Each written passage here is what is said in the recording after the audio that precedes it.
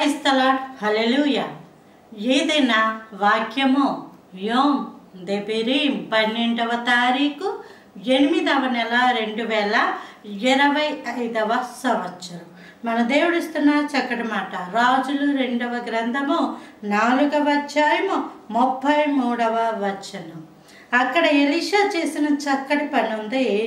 అతడు ఏం చేశాడంటే యెహోవాకు ప్రార్థన చేసి వారిద్దరే లోపల ఉండగా తలుపు వేసి యెహోవాకు ప్రార్థన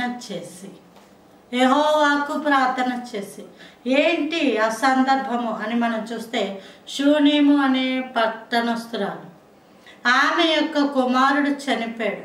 ఆమెకు కుమారుడు కావాలి అని అడగలేదు, కానీ ఆమె లోపాన్ని, ఆమెకున్న కొరతను గ్రహించిన దేవుడు తానే బహుమానంగా కుమారుని ఇచ్చాడు. ఆ కుమారుడు ఎదిగిన తర్వాత తలపోయిన అని చెప్పి అతడు తల్లి ఒడిలోనే ప్రాణము విడిచినప్పుడు షూనేమనే పట్టణస్తురాలైన స్త్రీ దైవజనుని దగ్గరికి వెళ్ళి దైవజనుని పాదాలు పట్టుకుని ప్రార్థించింది. దైవజనుడు గెహాజీని పంపాడు. గెహాజీ వద్దు అని అనలేదు, కానీ నువ్వు వస్తే నీవు వచ్చేటంతవరకు నీ పాదాలు విడువను అన్నప్పుడు ఆ దైవజనుడే స్వయంగా లెగిచి రావడానికి దేవుడు సహాయం అనుగ్రహించాడు. ఈ దైవజనుడు వచ్చి తాను మంచం మీద పరుండబెట్టిన ఆ కుమారుని గురించి వారిద్దరే ఉంటుండగా తలుపు వేసి యెహోవాకు ప్రార్థించాడట.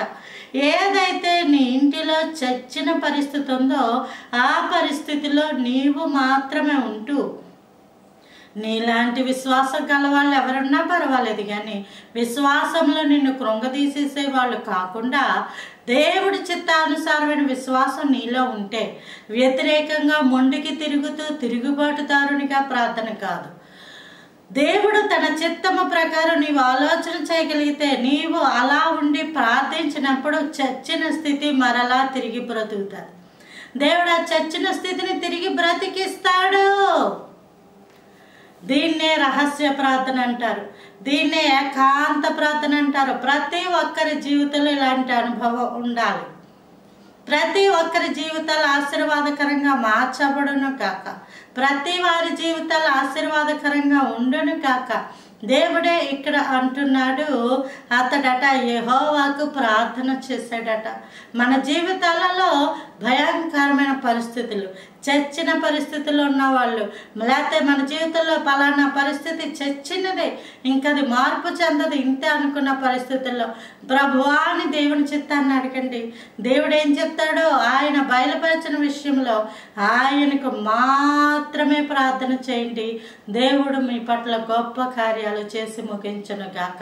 Praise the lord. ఆమేన్.